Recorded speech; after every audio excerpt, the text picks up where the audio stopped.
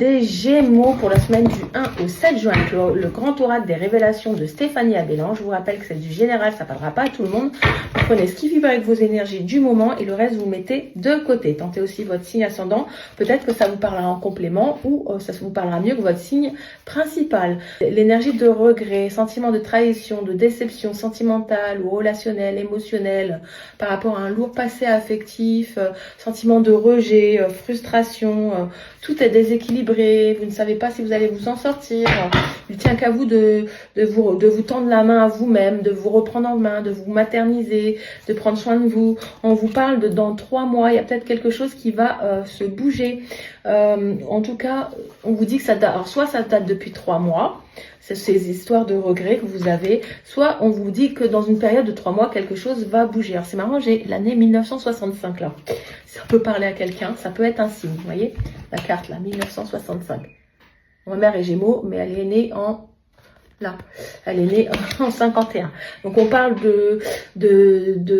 comme si vous avez une concurrence là, comme si on vous observait, on jalousait vos faits et gestes, peut-être pour vous critiquer, vous voyez, on attend le bon moment pour vous sauter dessus, pour vous dire des choses, peut-être pas forcément agréables. On vous dit que vous mirez dans le silence, vous n'arrivez pas à dire tous vos mots.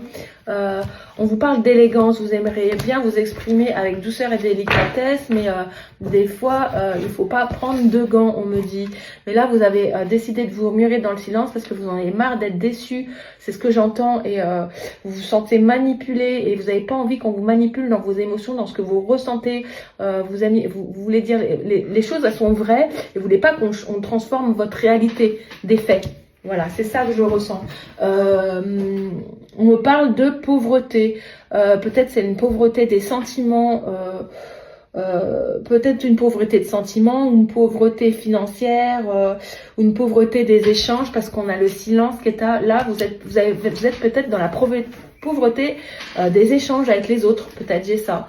Ouais, ou pauvreté émotionnelle. Voilà, vous adaptez avec ce que vous traversez en ce moment. On va compléter. Vous rencontrez beaucoup de retard ou de blocage par rapport à la matérialisation des choses qui devraient s'ancrer dans la matière.